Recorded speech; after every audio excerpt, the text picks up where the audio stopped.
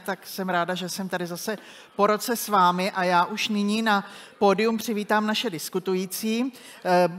Bude to paní Alexandra Gačevičová ze společnosti BHM Parks, paní Helena Lišková, já vás poprosím zatleskat potom společně, paní Helena Lišková ze společnosti Dr. Max Holding, pan Martin Palenčík ze společnosti MT Biker a MT Hiker, pan Ivan Pastier, společnost CTP Slovakia, pan Jakub Pelikán, společnost Mount Park a pan Miroslav Vajda, společnost Jung Heinrich. Vidíte, že máme poměrně silně obsazený panel. Já doufám, že nás ještě poctí návštěvou další účastníci dnešní konference. Téma, které máme před námi, je velmi zajímavé a stále velmi aktuální. Byť se o něm diskutuje už několik let, tak stále se dá říct, že je to ještě čerstvé, protože se objevují další a další možnosti, jak vlastně mít ty sklady připravené a stále se pokládají další a další otázky, jestli skutečně jsou připravené tak, jak je potřeba. A o tom tady budeme dnes diskutovat a jak jste si všimli, tak máme panel hodně zajímavě poskládaný, protože zde máme i uživatele skladů, kteří se s námi podělí o zajímavé příběhy. Takže já bych jako na úvod požádala paní Alexandru Gačevičovou, oni se vám všichni postupně představí, vždycky je požádám o krátké představení, abyste věděli, aby nám trošku řekla i nějaká čísla, protože loni to bylo poměrně zajímavé, tak dávám vám slovo a řekněte, jak se tedy ten slovenský trh vlastně z pohledu těch skladů vyvíjí. Ďakujem veľmi pekne. Takže som Alexandra Gačevičová a som obchodná riaditeľka v rámci firmy BHM Parks. My budujeme a prevádzkujeme logistické a výrobné parky po celej strednej východnej Európe. Čo sa týka vašej otázky ohľadom dát, tak po rekordných rokoch 2023 a 2022 teraz slovenský trh zažíva mierne ochladenie v dopyte po výrobných a logistických priestoroch. Celková leasingová aktivita, čiže počet prenajatých priestorov vrátane renegociácií za prvé 3 kvartály tohto roku dosiahol okolo 400 000 m², čo predstavuje zhruba 30% pokles oproti objemom z minulého roku. Avšak je veľmi dôležité dať tieto dáta do kontextu a napriek tomu, že tento rok je dopyt nižší ako minulý rekordný a asymetrický rok, tak stále vidíme, že ten dopyt je v línii s dlhodobým priemerom a veľmi porovnateľný s dopytom, ktorý bol počas silných predcovidových rokov. Taktiež vacancy rate alebo miera neobsadenosti priestorov sa stále drží pod 5%. Mierne nám zrástla na zhruba 4,77%, ale stále môžem povedať, že sme vo vyváženom a zdravom trhu. Takže v žiadnom prípade nemôžeme diskutovať o nejakej kríze, ale skôr o nejakej jemnej korekcii, ktorá je zdravá, ktorá bola nevyhnutná a z dlhodobého hľadiska bude pre segment nehnuteľnosti na Slovensku aj prospešná. Děkuji za to. Pochopila jsem dobře, loňský rok byl extrémně úspěšný, extrémně se stavělo a všechno. Otázkou je, co to přinese v dalších letech, ale nezaznamenalo to pro ten trh, pro tu dlouhodobý horizont vývoje nic tak extrémního, i když to ochlazení teď vlastně zůstává. Áno, ako vidíme určite na trhu zmeny, tým, ako sa mení geopolitické prostredie a makroekonomické prostredie, tak sa mení aj štruktúra dopytu. A to v niekoľkých rôznych aspektoch. Vidíme, že na trhu je menej uzavretých nájomných zmluv, ale za to na väčšie priestory, čo môže byť časti spôsobené aj tým, že v regióne nastalo veľa fúzií a akvizícií a potom následných konsolidácií skladov. A taktiež vidíme o mnoho väčšiu a zdravšiu diverzitu v sektoroch, ktoré ťahajú dopyt a taktiež v krajinách pôvodu nájomcov. Vidíme, že automotív a 3PL, ktoré ťahali dopyt v historických minulých rokoch, sú stále veľmi silné, ale popri nich je tento dopyt rovnomernejšie rozložený aj medzi ďalšie segmenty, hlavne retail, ktorý zase veľmi rastie, teda e-commerce a veľkoobchod, a taktiež výrobné spoločnosti z iných segmentov začínajú prenajímať viacej priestorov. No a okrem nemeckých a západných firiem, ktoré dlhodobo na Slovensku relokujú svoje operatívy, tak vidíme, že je veľký nárast aj záujmu ázijských firiem, ktoré v rámci stratégie nearshoringu presúvajú časť svojich kapacít do Európy a hlavne do strednej východnej Európy. Výborně, moc vám děkuji, protože si myslím, že to bylo důležité trošku si ukázat, kde vlastně v těch číslech jsme. Pane Pelikán, chtěla bych se zeptat, Nebudou ty sklady potom staré, když se tak hrozně rychle nastavily? My jsme spolu diskutovali o tom, že obsazenost velká, že ty sklady prostě stále je po nich poptávka. Jak to vnímáte? Budou připravené na robotizaci? To, když to proběhlo v loni, bude to všechno připraveno? No, vzhledem k tomu, že většina skladů se v dnešní době staví spekulativně, na klíč, tak tím pádem ty sklady vlastně, nebo ta budova je jenom jakoby obálka k tomu zařízení, co jde dovnitř. Jo. To znamená, my dodáváme jenom tu střechu, podlahu a stěny. Samozřejmě ta budova musí umět komunikovat s tím, co jde dovnitř, ale čili ty sklady budou vždycky připravený, protože se budou přizpůsobovat tomu srdci nebo celému tomu organismu, kolem kterého to stavíme. Jo, takže... A vědí ti vlastně, řekněme, zákazníci v tomto případě, vědí, jaké to vybavení v tom skladě chtějí mít, nebo je to potom nějaká společná diskuze? V případě automatizace, robotizace, tak samozřejmě ten zákazník, my ho provádíme procesem toho, jako a společně nastavujeme procesy, tak aby ten barák dokázal komunikovat s tím, co on chce dovnitř, jo, s tou automatizovanou čímkoliv. Jo. Čili ten proces je celkem náročný na přípravu, ale to je něco, co vlastně dneska z 1/3, myslím si, že do budoucna to bude 100%, prostě všechno bude kolem automatizovaného skladu.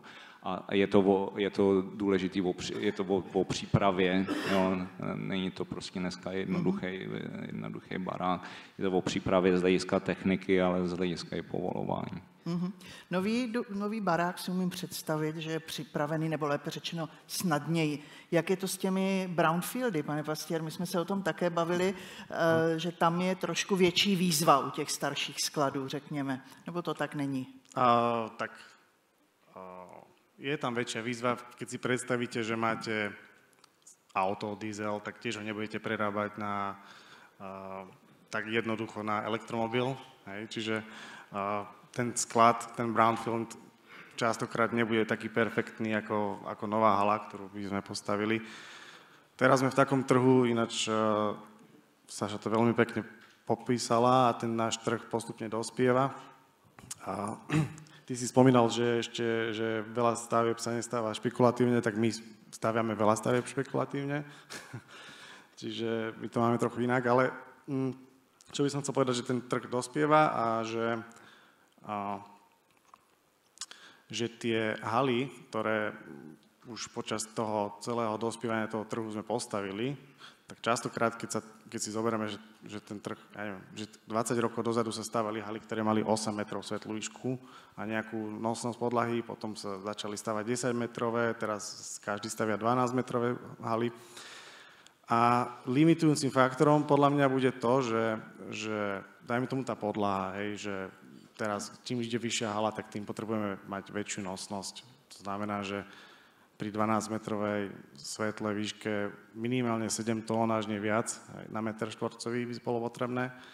Ďalším takým limitujúcim faktorom, ktorý je ťažšie zmeniť, je výška samotná, čiže tie staré haly budú vždy limitovať a zvyšovať svetlú výšku starej haly je absolútne nerentabilné. Potom ďalším takým problémom, ktoré by mohli akože tieto haly ako nám challengeovať nás, je tým, že nemajú častokrát možno také silné elektrické prípojenie, možno tá technológia potrebuje viacej elektriky, takže samozrejme, že nikdy to nebude proste Tesla, hej, keby z tej starej haly. Tak spekulovat se musí. Žijeme v tržním hospodářství, je potřeba prostě příležitost chytit za pačesy. Vy jste chtěl reagovat ještě? Já jsem chtěl reagovat, protože vlastně já, když bych postavil spekulativně, tak se automaticky odříznu od určitý části poptávky, která je na trhu, a to je ta, která právě potřebuje tu halu nebo tu skořápku, že jo, ušít podle té technologie, která jde dovnitř. Jo, to znamená silnější podlahy, přizpůsobená světlá vejška. Jo, čili tam já jako se dobrovolně říkám, vzdávám a říkám, tohle já nechci, tohle klienta.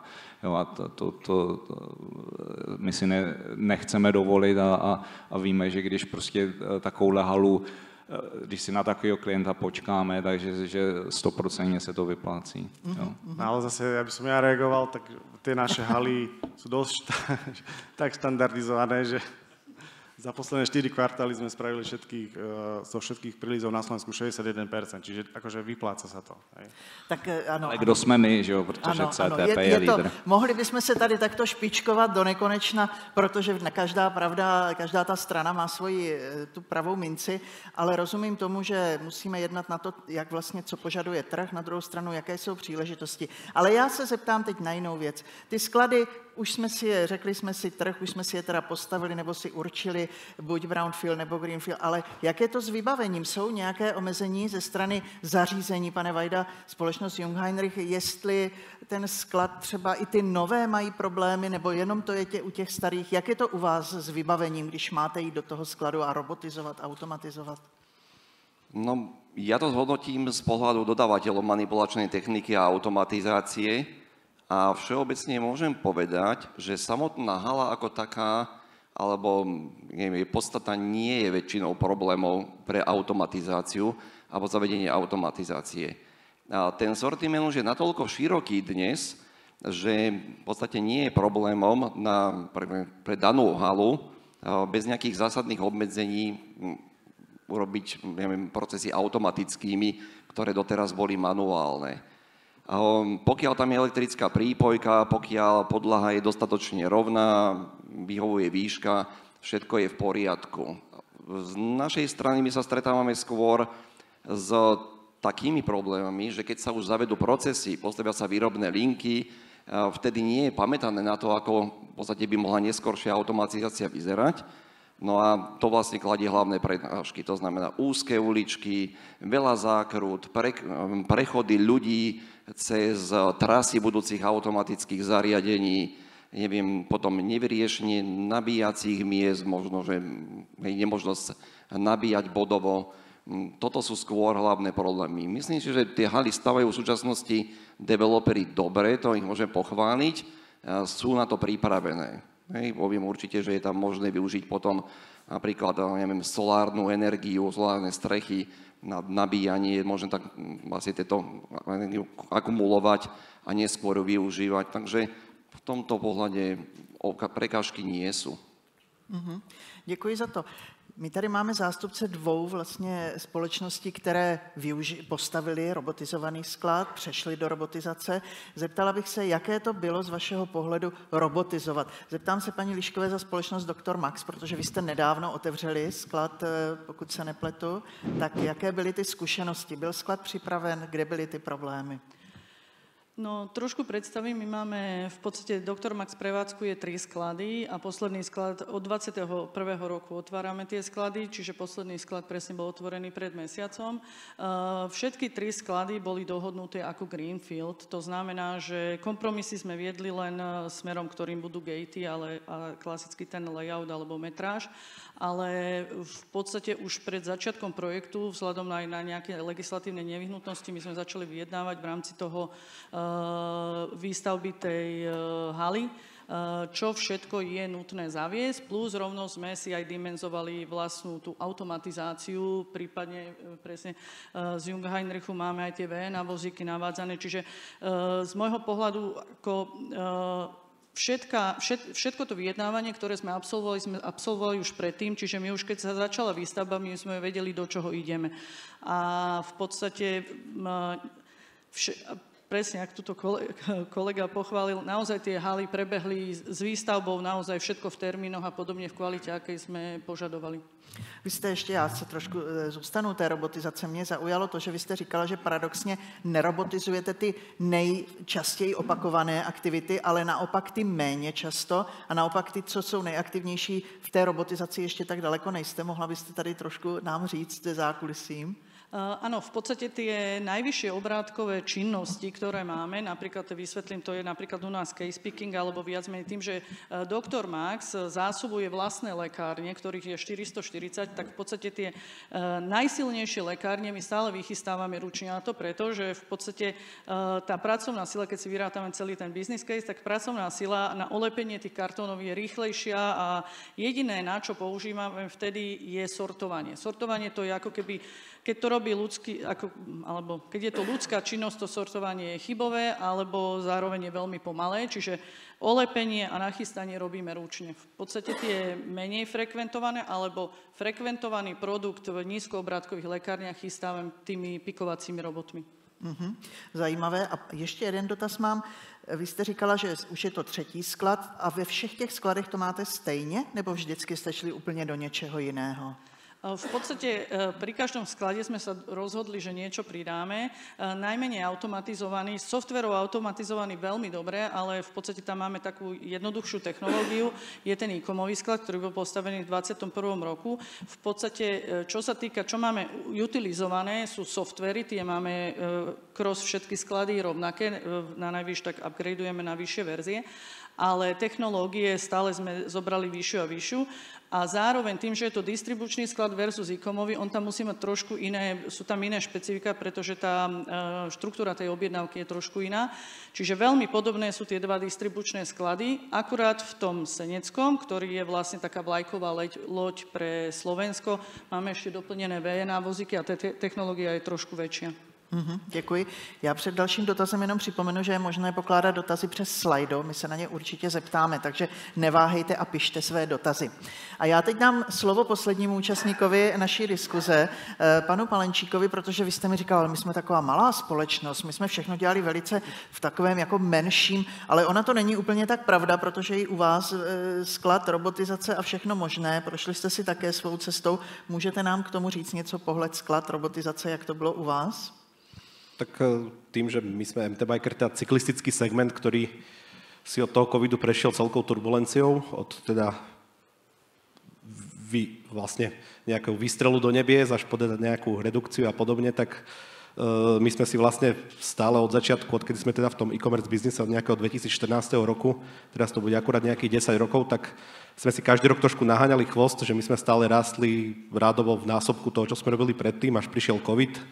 A tam sme spravili ozaj násobok, ale teda pre nás to bol skok zo 4 na 8 miliónov, kde sme ozaj teda vtedy balili 7 dní v týždni, hej, a teda nedele boli manažerské a rodinné, tak vtedy sme vlastne prišli k tomu, že teda asi teda to naše riešenie a to naháňanie chvosta už teda úplne nie je na mieste a šli sme teda do toho, že to klasické krabicové riešenie je už aj teda v našom prípade nejaký must-have.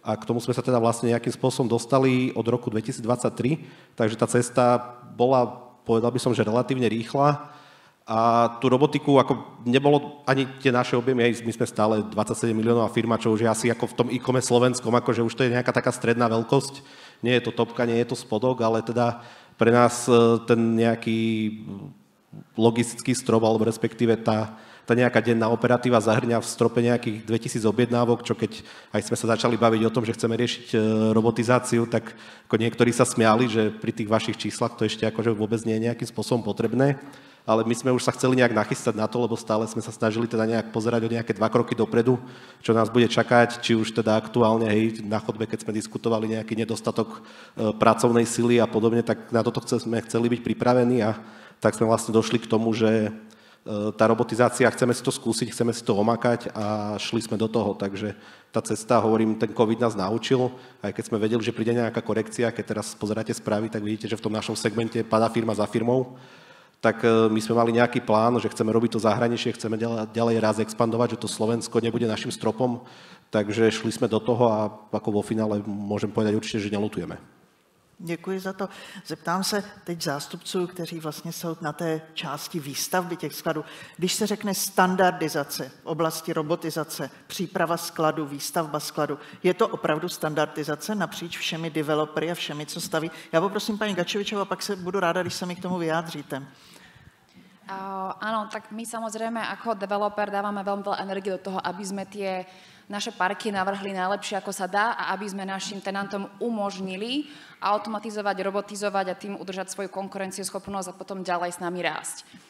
Čo môžeme urobiť my ako developer, tak to je hlavne dbať na to, aby sme mali vo všetkých parkoch dostatočnú svetlú výšku, nosnosť podlahy, dostatočnú kapacitu elektrickej energie, kde je to možné, aj fotovoltaiku, rovinatosť podlahy a samozrejme aj flexibilita layoutov. My sa hrdíme tým, že naše parky vo všetkých týchto aspektoch momentálne sú popredu trhového štandardu, ale musím povedať, že väčšina áčkových budov a developerov na Slovensku viac menej spĺňajú rovnaké kritériá a sú veľmi dobre pripravené na automatizáciu a robotizáciu. V čom sme my odlišní je hlavne náš park v Trenčíne, ktorý ako jediný na Slovensku, pokiaľ viem, poskytuje v rámci štandardu aj kompletnú infraštruktúru pre centrálny rozvod stlačeného vzduchu, chladiacej vody a demineralizovanej vody. Čo znamená, že my našim klientom umožňujeme o mnoho ľahší vstup a o mnoho efektívnejšiu operatívu automatizovaných systémov a robotizácie. Napríklad stlačený vzduch je veľmi všestranný zdroj energie, ktorý je využívaný napríklad na pohon pneumatických nástrojov alebo aj na ovládanie ventilov, na čistenie strojov a taktiež na manipuláciu s robotmi. Demineralizovaná voda zase umožňuje automatizáciu aj v sektoroch, kde je veľmi vysoká požiadavka na kvalitu vody, ako napríklad elektrotechnický priemysel alebo farmaceutický. A chladiaca voda zase zabezpečuje ochladzovanie automatizovaných systémov. Toto je taká dosť rarita a vidno, že to láka medzinárodné veľké výrobné firmy, lebo náš park je naozaj obsadený prvotriednymi tenantmi, ktorí sú častokrát medzi topkami na svete v rámci svojich segmentov, hlavne automotív segmentov a máme u nás aj niekoľko technologických a výskumných centier. Takže toto je jedna z vecí, kde možno sa líšime od trhu, ale v tom zvyšku sa všetci naozaj snažíme, aby sme poskytovali štandard, ktorý tú automatizáciu, robotizáciu podporuje. No a samozrejme, my sa snažíme nielen prispôsobovať budovy, aby naši tenanti mohli svoju operatívu automatizovať, ale zároveň, kde môžeme, automatizujeme aj my prevádzku našich parkov. Napríklad aktuálne skúmame možnosti automatizácie vrátnic. Spolu s našim facility manažmentom robíme bezpečnostný audit. Ak dopadne v línii s očakávaniami, tak s najväčšou pravdepodobnosťou v Dunajskej Strede a v Slovinsku v Maribore zavedieme automatické vrátnice, čo nám pomôže optimalizovať prevádzkové náklady a tým pádom aj garantovať našim nájomcom rozumné servisné poplatky. Takže máme tu viacero spôsobov, akými môžeme k tomuto procesu prispět. Vy jste nám řekla i spoustu dalších věcí, ale já ještě trošku zaparkuji, protože na to se budu ptát, ale zeptám se i pana Pastěra, i pana Pelikána, jestli teda ta standardizace je opravdu už taková, že vlastně ty sklady dnes ve své podstatě jsou vybaveny stejně pro robotizaci, připraveny, řekněme, stejně. Pane Pelikáne, jak to vidíte? Já si trochu nesouhlasit, jo, protože a teď já myslím, že všichni tři si pamatujeme, nebo ty, co tady sedí, že tady svýho času asi někdy v červnu, v juni pobíhal požadavek, který chtěl 20 metrů vysokou světlou vejšku na části skladu, tady chtěl 10, tady chtěl 5. A nakonec já myslím, že se ani nerealizoval, protože se vrátili k konvenčnímu skladu, ale jeden z těch požadavků bude jako přibývat. A já si troufnu říct, že dneska standardizace je mít připravený pozemek se stavebním povolením a s maximální možnou světlou vejškou, respektive vejškou dátiky. Jo, ale říkám, to se může třeba shodovat s naší strategií, že my opravdu si počkáme na toho klienta. No, my dneska stavíme na tedy Blavině nebo při Bernolákově stavíme 65 000 metrů pro klienta, který i začali jsme 65 000 metrů automatizovaného skladu ve 3 komorách, po každý něco jiného a prakticky během teďka toho plánovacího procesu oni ještě řeknou, jo, hele, ale my teďka ještě pojedeme do Číny a tam se chceme podívat na něco jiného, tak je možný, že třeba na dalších 20 000 metrech budeme to úplně jako překopeme a přijde tam úplně jiný systém. A teď vy už máte rozběhlý, že povolení a celý to plánování a kreslíte něco. A čili jakoby ta dynamika tady v tomhle té robotizaci a automatizaci i u společností, které jsou na to už jako mentálně připravený, mají všechno jako dobře skalkulovaný, tak přesto ty změny přicházejí jako během té výstavby a vy na to musíte reagovat. A teď máte samozřejmě prachmizernou legislativu a tak dále. Takže já si myslím, že jakoby počkat si a ušít to na míru je z mýho hlediska jako efektivní a finančně výhodnější, jo, protože i ten klient během té výstavby ještě to 3krát změní. Pane Pastier, váš názor? A akože súhlasím z veľkej miery celkom. Ale čo by som povedal možno aj o tom dopite, o tom 24-metrovom, že akože my tiež máme nejakú časť parku povolenú na 24 metrov. A samozrejme, ten nebudeme stavať špekulatívne, tak postavíme si niekde inde, lebo niektoré dopity majú taký charakter, že klienti to chcú za 3 mesiace a vtedy sa to nestíha, keď to treba robiť akože build to suit. Ale možno, že prečo tento dopyt nedopadol na Slovensku, alebo sa zmenil na klasický warehousing, je možno aj, keď sa pozrieme, že koľko tu stoja pracovníci, hej, a keď si to porovnáme s Nemeckom, tak generálny riaditeľ v Nemecku za cenu jedného, tak na Slovensku si získa 3 takýchto pracovníkov. Čiže tie návratnosti sú oveľa dlhšie pri tej automatizácii, preto nie je taký veľký tlak na Slovensku automatizovať, možno ako niekde v krajinách, kde sú tí ľudia oveľa drahší. Takže... Tak ono to asi souvisí s počtem obyvatel. Ta frekvence u nás, potažmo na Slovensku, bude vždycky nižší než v těch obydlených zemích. Otázka je umět si nastavit možná některé aktivity tak, aby se staly těmi frekventovanými. Ale to už ponechme. Já se zeptám, pane Vajda, vás, protože u mě zaujalo i to, že vy vlastně musíte mít tu nastavenost, připravenost z pohledu té energie. Vy tam dodáváte spoustu zařízení, které vyžaduje, aby mělo dostatečný příkon a podobné věci. Je to standardem, nebo vyžadujete nějaké specifické aktivity z pohledu přípravy skladu?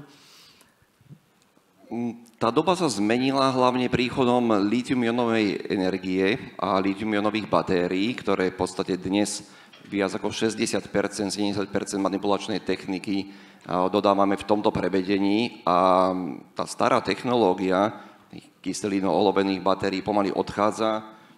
Predikcia do 3-4 rokov v podstate už nebudú takéto zariadenia na trhu. Čo sa zmenilo? V podstate sa zmenilo to, z technického hľadiska by som vás nezaťažoval príliš detailami, je to, že takéto druhy zariadení sa môžu nabíjať nie tak ako predtým, že 8 hodín alebo celú noc, ale sa dobíjajú priebežne po 1 hodine, po 2 hodinách v prestávkach. To kladie veľký nárok na nárazový odber energie v veľkých číslach. To znamená, tie tenké kábliky, kolebové kedysi na tých brownfieldoch, ak už nie sú vyhovujúce a potrebujeme veľmi silné prípojky s veľmi silnou, v podstate, alebo veľmi silnou kabelážou.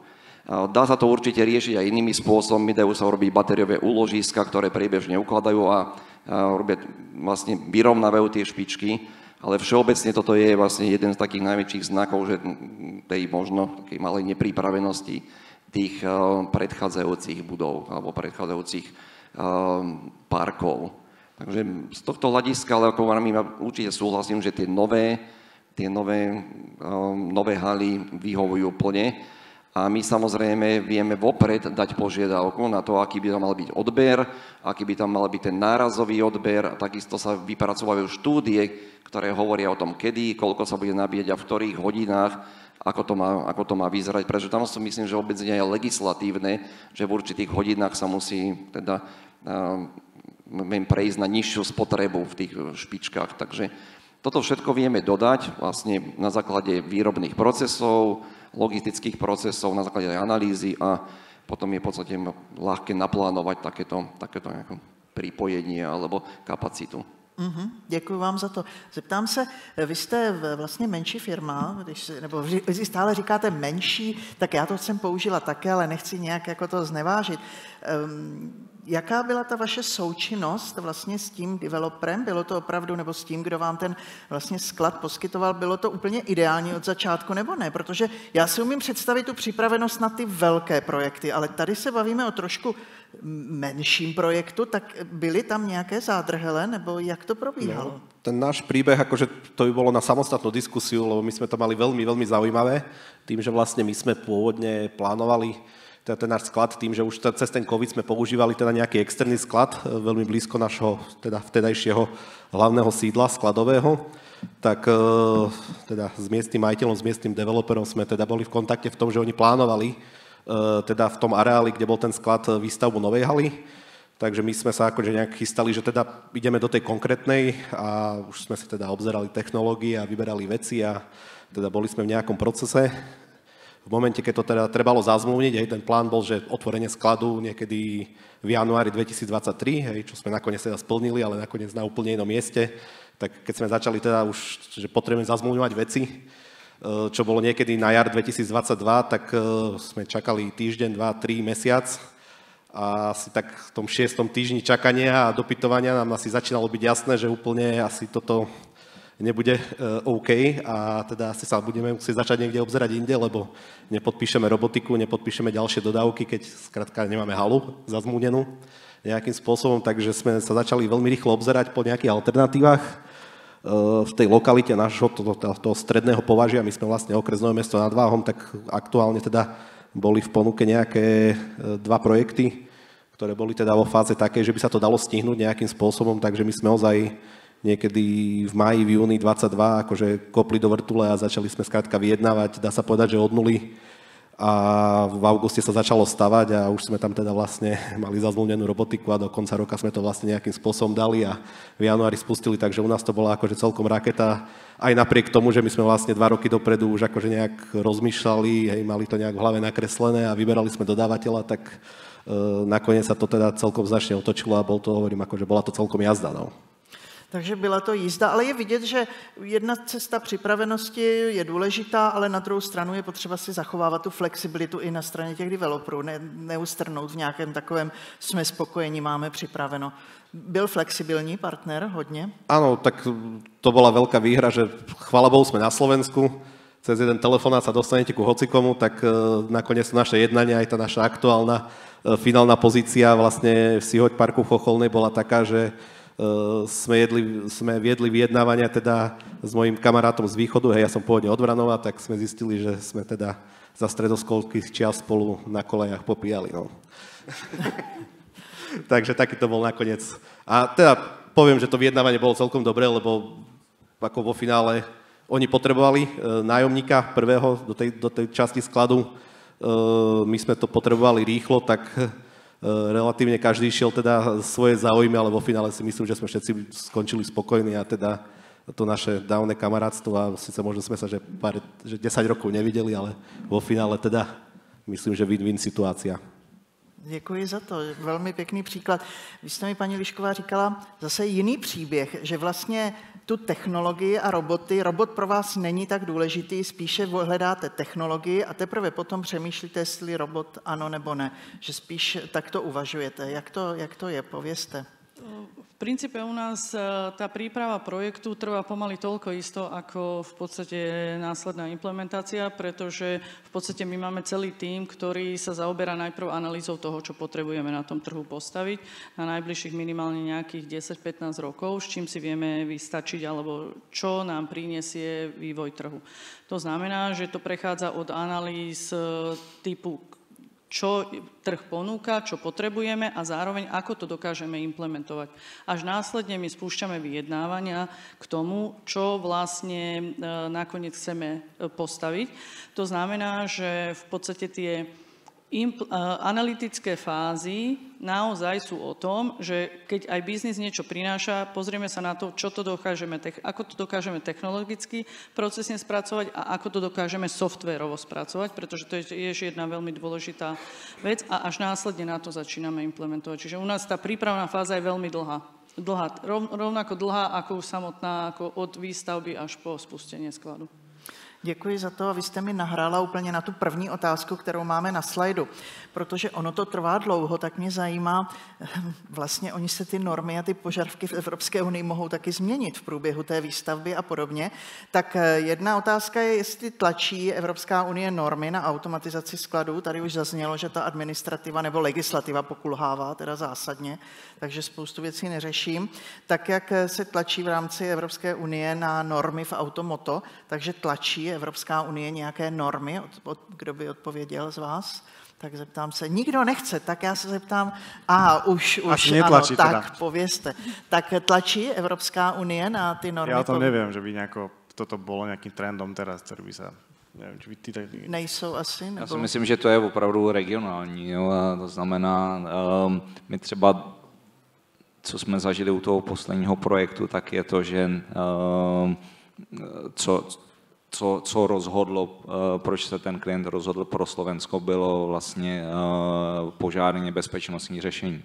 No, protože v Čechách nebyli schopni udělat 20 000 metrů jednu sekci, ale dokázali dosáhnout jenom 12 000 metrů. Jo, ale bylo to už návaznosti na tu automatizaci. To je jako ve všech oblastech, kde dneska máme AI nebo umělou inteligenci a ten vývoj jde tak strašně rychle dopředu, že ta legislativa na to nemůže ani reagovat. Jo? To znamená, tam je spoustu jakoby šedý zóny. Ta šedá zóna dneska se projevuje i, když to srovnám na úrovni stavebního úřadu v Senci, je rozdíl a jiný přístup, než stavební úřad by volil v Bernolákově. Jo, takže prostě na stejného klienta, na stejnou automatizaci koukají úplně jinak. Mm-hmm. Jo, takže vy musíte na územně plánovací úřad, nebo když chcete mít jistotu a necháte si zpracovat nějakou expertízu, jenomže oni říkají, no my vám zpracujeme expertízu, ale my vlastně nevíme, protože ta legislativa je taková, jaká je. Jo, čili ta legislativa dneska rozumí tomu standardizovanému skladu někdy, jo, a to jsou prostě 4 stěny, že jo, podlaha, nějaká vejška, ale ta pružnost tady chybí a myslím si, že bude chybět vždycky, protože tohle je prostě systém, který vy naprogramujete, nebo systém, který prostě je dobrý, nebo jste schopný rychle vyvíjet, ale přece jenom ta legislativa je jedno z těch nejrigidnějších jako oblastí, která vůbec je.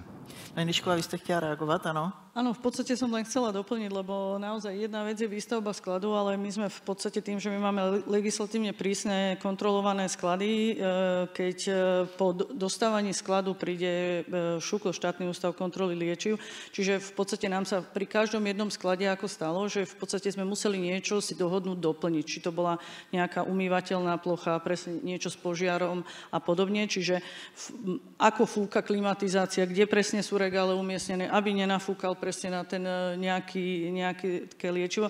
Čiže my v podstate po tých prvých legislatívnych častiach ako klasickej výstavby sme prešli do druhej fázy a to bolo v podstate 3 kontroly ŠÚKLu. Takže ako počúvam, tak je to skôr, že brzdí ako tlačí. A teraz mi napadlo také, že Amerika niečo že vymyslí, Čína to potom skopíruje a Európa to potom zreguluje. Ano, to je takový oblíbený vtip v současnosti, ano, to zvláště u zeleného směru bych řekla. A my se jeho teďka krátce dotkneme tou další otázkou.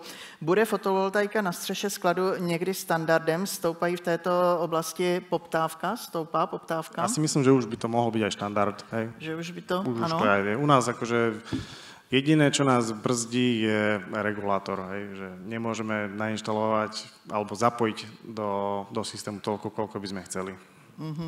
Ono sa to postupne stáva štandardom, avšak vidíme, že potom ako poklesla cena energie, tak už to ekonomicky dáva až taký zmysel.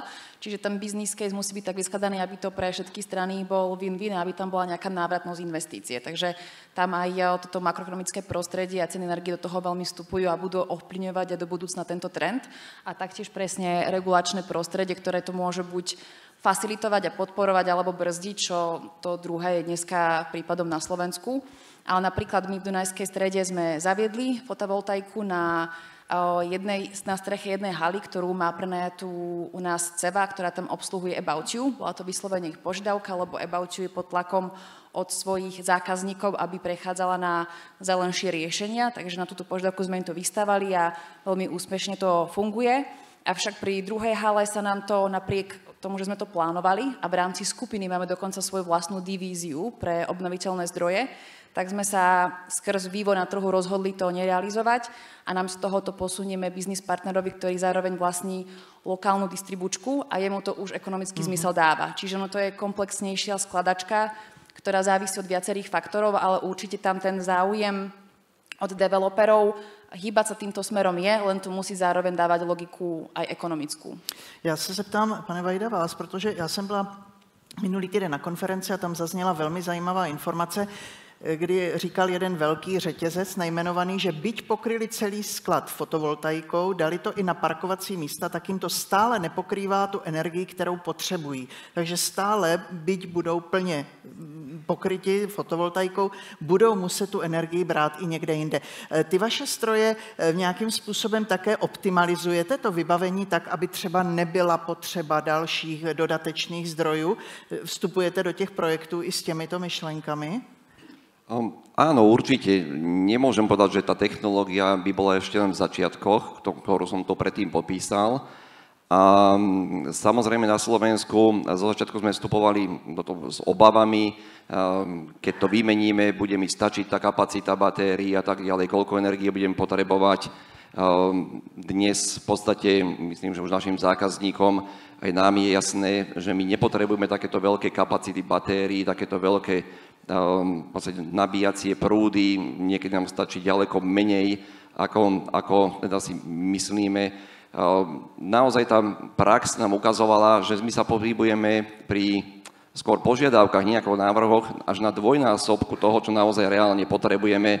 A to len z dôvodu mať nejakú istotu, mať nejaký dobrý pocit, že mi to bude stačiť. Takže my dnes vieme naozaj perfektne optimalizovať potrebu tých nabíjacích prúdov, vieme určite optimalizovať spotrebu všetky nové výrobky, ktoré sa vyrábajú už so zabudovanými článkami priamo, ktoré sa teda nemenia, tak majú najnižšiu spotrebu na trhu alebo zníženú spotrebu a sú uspôsobené na takýto spôsob hospodárenia, ktorý vyplýva z umiestnenia týchto fotovoltaických článkov. Takže optimalizáciu výrobných procesov, množstva, veľkosti, kapacít batérií, nabíjacích prúdov je možné bez nejakých zásadných problémov práve vystačiť s takouto energiou a ja mám skôr opačné prípady, že tá energie je dosť, musia dodávať ešte do siete, že je ich prebytok.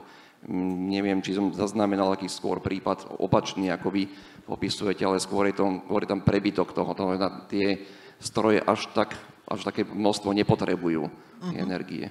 Vy máte nějaký příběh, vy, tady z oblasti menší firmy, z oblasti fotovoltaika, je u vás? Tak my ako na sídle v Hrádku máme fotovoltaiku, samozrejme sme ju chceli aj na sklade, teda v tej Chocholnej. Samozrejme tam to teda v rámci toho, že je to väčšia hala, väčší developer, bol väčší projekt.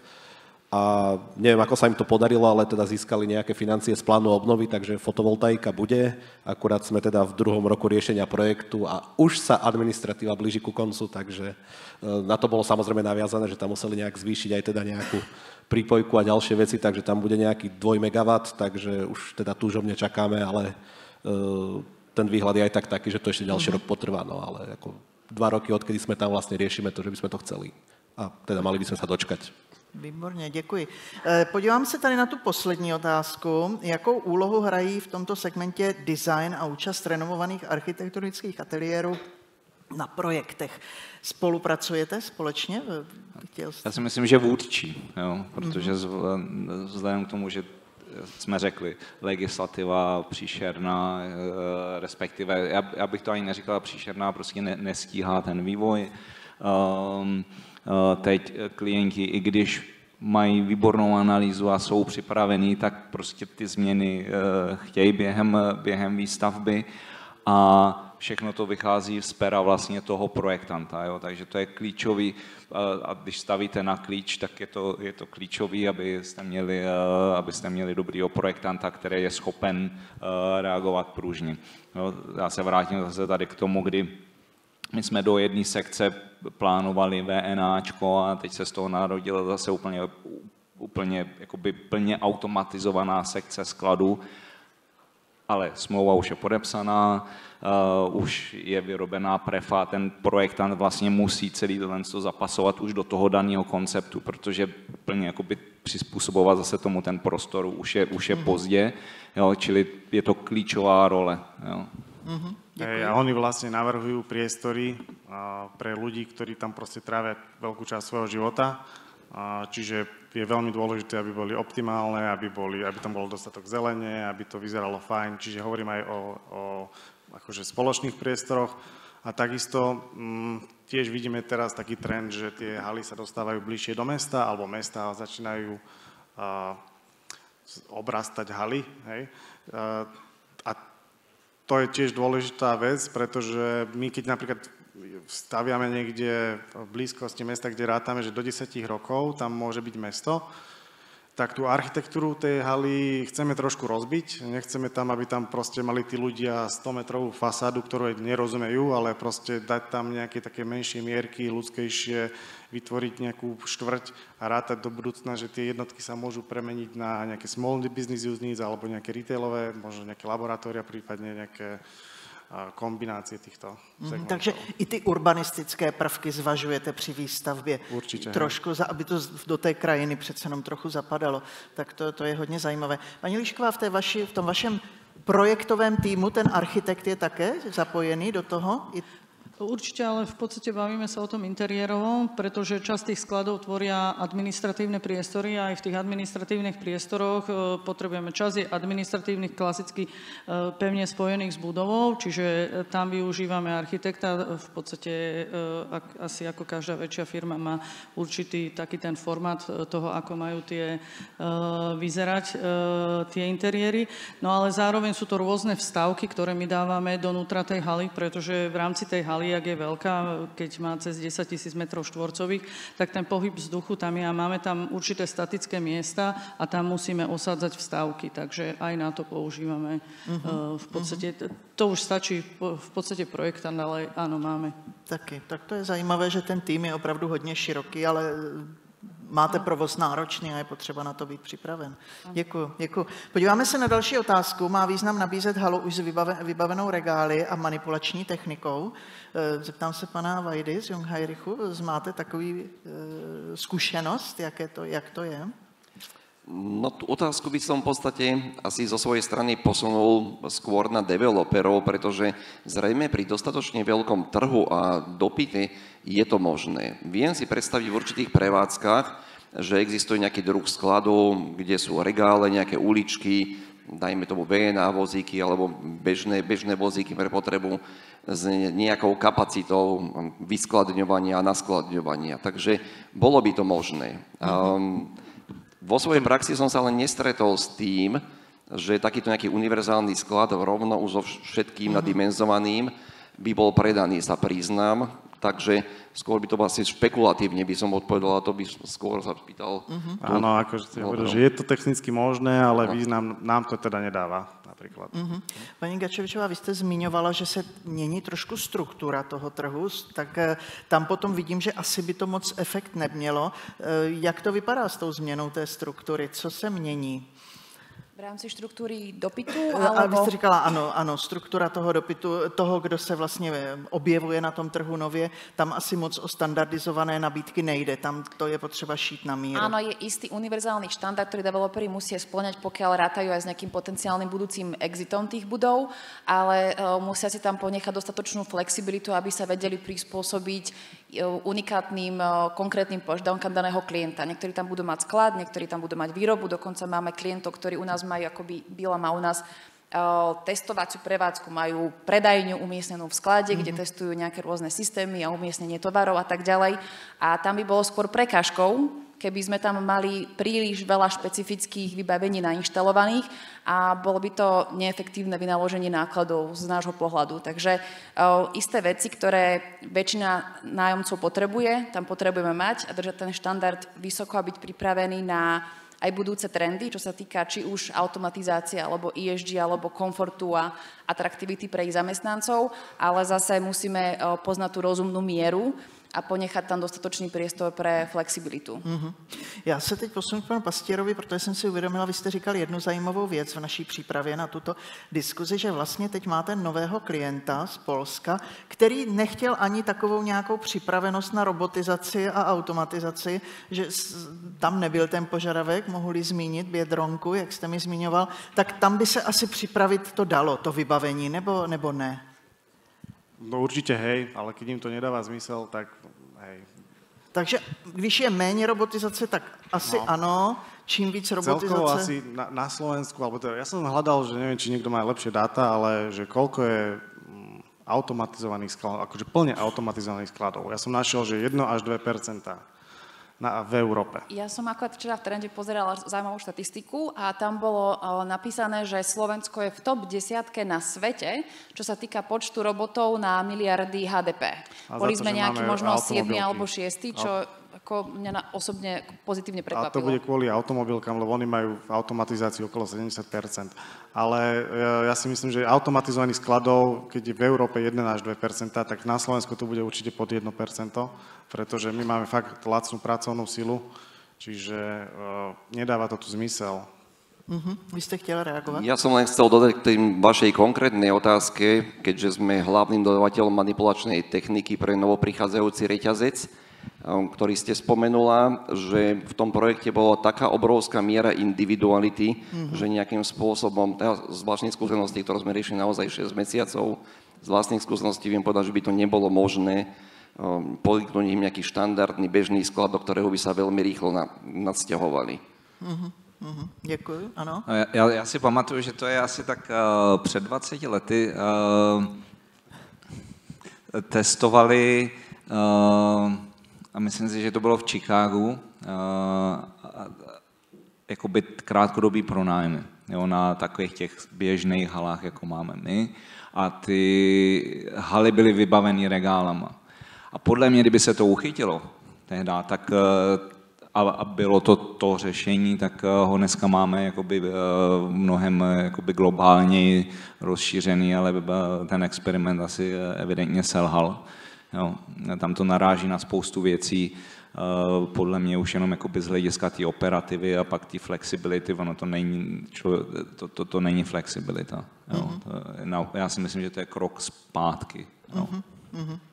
Děkuji za to. Máme tady jednu otázečku. Budou developři průmyslových objektů instalovat přívod napětí pro nabíjení e-trucku do nových nebo i stávajících objektů? Jak je to s připraveností nabíjení e-trucku? Je to nějakým standardem, paní Gačevičová?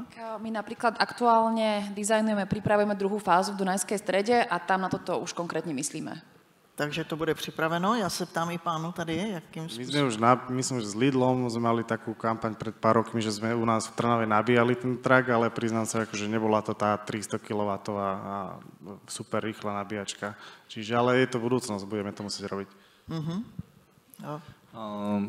My standardně vybavujeme pro osobní vozy. A teď se domnívám, že máme ve specifikaci na jeden e-truck s tím klientem a nevím, jestli se to náhodou nezrušilo právě, protože to bylo příliš drahý. Jo. Ale jo, tam si myslím, že spoustu těch inovací, a zase jsme si to teďka prošli tím procesem, kdy jsme řešili tepelný čerpadla, soláry a navzdory tomu, že se bavíme o 20letým kontraktu 10x10, což je paráda, protože to je to, co developři chtějí a to je to, co nám přináší robotizace a automatizace, jo? Protože ta investice do toho je tak obrovská pro toho klienta, že žádají pro nás dneska nebo dříve nepředstavitelně dlouhý nájemní doby. Jo? Tady furt jakoby ta střední Evropa díky tomu, že jsme prostě levní a montovná, ty keci, co čteme v novinách a slyšíme v televizi, ale nějaký samozřejmě má nějakou vypovídající hodnotu to má, tak dneska se jakoby ta doba díky tomu, že ten klient si chce ochránit svoji investici, která jde do miliard korun nebo do milionů, desítek milionů euro, tak tím pádem jako má tendenci podepisovat dlouhodobý kontrakty 10, 15, 20 let za úplně jiný nájemný, než dosáhnete na normálním skladu. Jo? Čili jakoby ten trend i pro ty developery je výhodný, protože ta investice najednou se stává prostě jako smysluplnou. No a ešte k tým kamionom, tak tá samotná nabíjačka, ona nie je taká drahá, hej, že to nie je o tom kábli, ktorý strkáte do toho kamiona, ale je to o tej rezervovanej kapacite, lebo keď chcete nabíjať 2 kamiony veľmi rýchlo, tak potrebujete, ja neviem, megawatt skoro elektriky. A čo je tam je dosť. to, ano, já bych to také řekla, že je to spíše o tom příkonu, který tam potřebujete a tam budou asi nějaké ty limity, které jsou před námi. Alebo potom ešte môžete nabíjať vtedy, keď akorát svieti slnko, alebo spraviť prestávku pre ľudí, že choďte si nabíjať teraz vozíky, lebo svieti slnko. Je to tak, ano, je to tak, zatím to není dořešeno úplně přesně. Nicméně nám se nachýlil konec naší diskuze, už tady nám zbývá jenom pár minutek a já vás v tom závěrečném slovu, protože my jsme se měli dotknout víc toho ESG, ale nedá se v tom čase obsáhnout všechny požádám, jestli byste nám řekli nějakou takovou zajímavost, kterou jste uplatnili nebo uplatňujete nebo zamýšlíte z pohledu ESG v tom vašem, co vy děláte. A požádám tedy přímo tady vás, zástupce společnosti MT Biker a MT Hiker, to já se nejsem úplně zdatná, co to je hiker, ale asi se to musím dostudovat. Tak pane Palenčík, nějakou zajímavost z oblasti ESG, kterou jste uplatnili a využíváte? Tak u nás stále teda prichádzame s novými vecami a stále teda nejak pridávame, takže ako nejakú zaujímavosť ako asi ani aktuálne rozmýšľam. Jdete do fotovoltaiky? No, tak fotovoltaika, áno, jasné, hej. Z hľadiska teda tohto je to samozrejme, akože tak samozrejme tým, že sme cyklistika, hej, zdravý životný štýl a teda nejak to k tam patrí, no tak samozrejme aj teda z hľadiska tých zelených riešení a tých efektívnych riešení, aby teda tak samozrejme non-stop je tam nejaký tlak na to, takže hej, od balenia, od efektivity, od teda využívania tých alternatívnych zdrojov, ako všetko je stále na stole a u nás sa to neustále rieši. My, chvála Bohu, nie sme v pozícii, že musíme nejak vymýšľať koleso, ale teda pozeráme sa po tom, čo je na trhu a teda vyberáme si tie veci, ktoré teda majú pre nás nejaký zmysel, takže asi takto skrátke, však pozývam zajtra k nám do skladu, je to v rámci prehliadky, takže môžete pozerať. Takže zítra bude zajímavá prohlídka u vás ve skladu, takže pro ty, kteří tam jdou, tak doufám, že uvidíte hodně zajímavých věcí, protože vy jste řekla, já jsem si to poznačila, že vy rostete společně se softwarem, takže vy společně hodně spolupracujete, tak budete mít možnost to vidět na vlastní oči. Áno, tak tým, že Brightpeak, Fotoneo, slovenská firma, tak áno, tak máme blízko a teda dosť sa podieláme teda aj na tom samotnom vývoji toho produktu. Děkuji. Paní Gačevičová, u vás zajímavý. Áno, my ku ESG prístupujeme dosť pragmaticky. Namiesto riešení, ktoré vyzerajú pekne na papieri, sa snažíme sústrediť na tie, ktoré prinášajú nejakú reálnu úsporu, či už čo sa týka energetickej efektívnosti, alebo napríklad zvyšujú kvalitu a atraktivitu prostredia pre zamestnancov našich nájomcov. A reagujeme veľmi aj na dopyt a potreby nájomcov. Takže tie naše parky sa líšia. Niekde máme tepelné čerpadlá, inde máme solárne panely, niekde to aj to. Zelené fasády, ledky, elektronabíjačky, parkoviska pre bicykle, ako závisí od toho, aký je dopyt a aké je reálne využitie tej investície. Děkuji, paní Lišková, u vás tam to bude hodně všechno zaměřeno tím zeleným směrem. No, áno, je to zamerané. Fotovoltaika, tá je v štádiu ešte jednania, či sa nám či vlastne nám budú zavádzať fotovoltaiku, ale samozrejme sme v tomto aktívni, aby sme v podstate týmto smerom išli. Čo sa týka elektroaut, tam máme trošku legislatívne obmedzenia, keďže my musíme mať tie autá aj v tej skladovacej časti nezávisle klimatizované, čiže tam nevieme. Ale kde sa dá, tak tam všade zavádzame možnosti čohokoľvek zeleného. To znamená, že minimálne tie haly majú strašne veľké odpadové hospodárstvo, čo vidíme. Čiže my to odpadové hospodárstvo, a teraz odpadové myslím tým, že sú to rôzne kartóny alebo plasty, sa snažíme opätovne využívať alebo minimalizovať akékoľvek zasielania.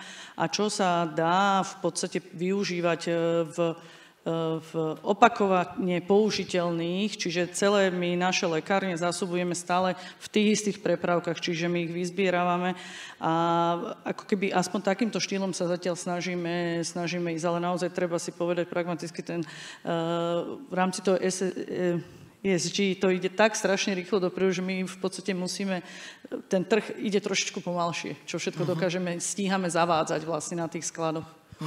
Děkuju. Pán Pastier. Tak, my máme ten park, čo máme v Bratislave, veľmi blízko obytnej zóny v Devínskej Novej Vsi.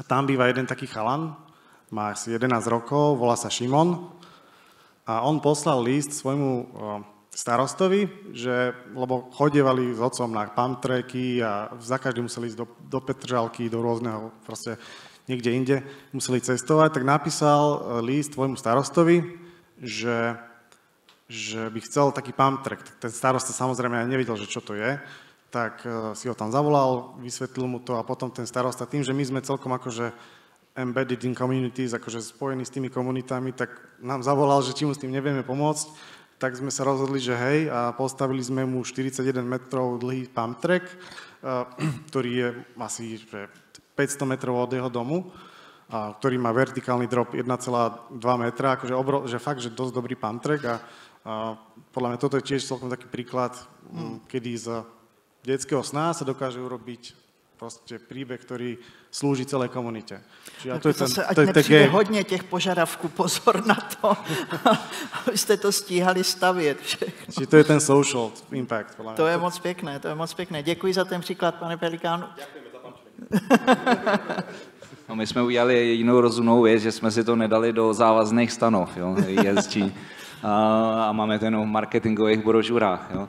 Ale teďka vážně, když se podíváte na naše webovky, tak uvidíte, co děláme všechno v rámci ESG, ale já si myslím, že to ESG je dneska zase z hlediska té flexibility tak jakoby svazující a když si dáte to do stanov a chcete to držet, tak ono to vždycky tak dopadne, že těžko asi toho dosáhnete. My opravdu zase se přizpůsobujeme požadavku toho klienta a té místní komunity. Jo. Takže pro vás je podstatná ta spolupráce a znalost toho klienta a podle toho jdete. Nasloucháme a podle toho pak taky pracujeme. Jdete. Děkuji a zeptám se pana Vajdy.